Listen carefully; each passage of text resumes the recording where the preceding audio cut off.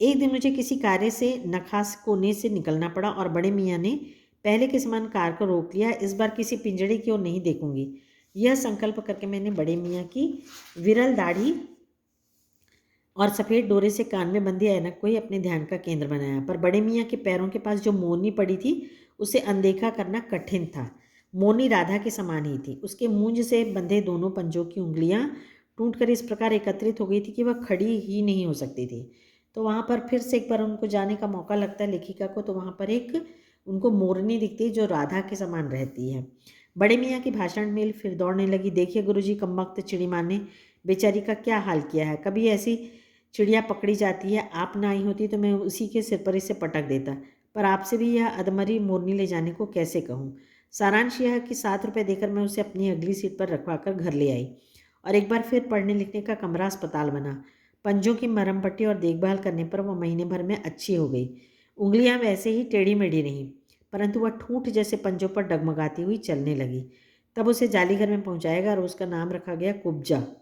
कुब्जा होता है बदसूरत, जिस लोग रहते हैं उसको कुब्जा बोलते हैं। तो वो ठीक हो जाती है, उसका इलाज होता है, उसके पैर ठीक हो जाते हैं। नाम के अनुरूप वो स्वभाव से भी कुब्जा ही प्रमाणित हुई। तो दिखने में तो बदसूरत थी ही, उसका स्वभाव भी बड़ा गंदा था। अब तक नीलकंठ और राधा साथ साथ रहते थे। अब कुब्जा उन्हें साथ देखने ही मारने दौड़ती, लेकिन उन लोग को साथ देखते ही सा तो क्या हो जाती थी, उसको ईर्ष्या होती थी। चूंच से मार मार कर उसने राधा की कलगी नोच डाली, पंख नोच डाली। कठिनाई यह थी कि नीलकंठ उससे दूर भागता था और वह उसके साथ रहना चाहती थी। न किसी जीव जंतु से उसकी मित्रता थी, न वह किसी को नीलकंठ के सामने पाने देना चाहती थी। उसी बीच राधा ने 2 अंडे दिए, जिनको वह पंखों में छिपाए बैठी रहती। पता चलते ही कुब्जा ने चोंच मार मार कर राधा को ढकेल दिया और फिर अंडे फोड़कर ठूंठ जैसे पैरों से सब ओर छितरा दिए।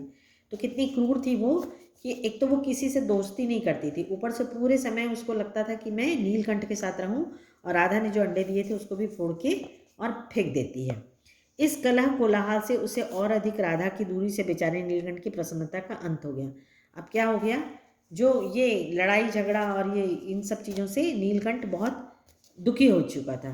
कई बार वह जाली के घर से निकल भागा। एक दिन वह कई भूखा प्यासा आम की शाखाओं में छिपा बैठा रहा, जहाँ से बहुत पुचकार कर मैंने उतारा। एक बार मेरी खिड़की के शेड पर छिपा रहा। तो ये सब कारण आम के ऊपर छुपा रहा, एक दिन खिड़की के पीछे छुपा रहा, तब लेखिका उसको नीचे बुला ली।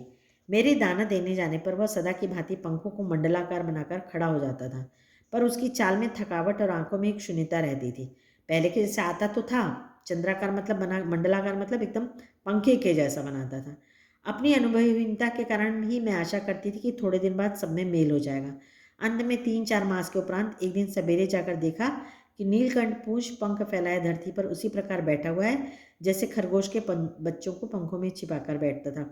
मेरे पुकारने पर भी उसके न उठने पर संदेह हुआ, तो उसको लगा कि वो सो रहा है या बैठा है। वास्तव में नीलकंठ मर गया था, क्यों का उत्तर तो अब तक नहीं मिल सका है। न उसे कोई बीमारी हुई, न उसके रंग बिरंगे फूलों के स्तबक जैसे शरीर पर किसी चोट का चिन्ह मिला। मैं अपने शॉल में लपेटकर उसे संगम ले गई। जब गंगा की बीजधार में उसे प्रवाहित किया गया, तब उसके पंखों की चंद्रिकाओं से बिंबित प्रतिबिंबित होकर गंगा का चौड़ा पाठ एक विशाल मयूर के समान तरंगित हो उठा। तो वो मर जाता है और उसको लेखिका कहाँ ले जाती है, गंगा में बहाने के लिए। तो जब वो बहाती है तो उसका पंख ऐसा चारों ओर फैल जाता है कि वो पूरा ऐसा लगता है कि वहाँ पर बड़ा सा मोर, विशाल मयूर मतलब बड़ा सा मोर लहर में बह रहा है। नीलकंठ के न रहने पर तो राधा निश्चित सी कई दिन कोने में बैठी रही। वह कई बार भागकर लौट आया था, अतः वह प्रतीक्षा के भाव से द्वार पर दृष्टि लगाए रहती थी। कई बार वो जाकर आ जाता था तो उसको ये लगता था राधा को कि वो वापस फिर से आएगा।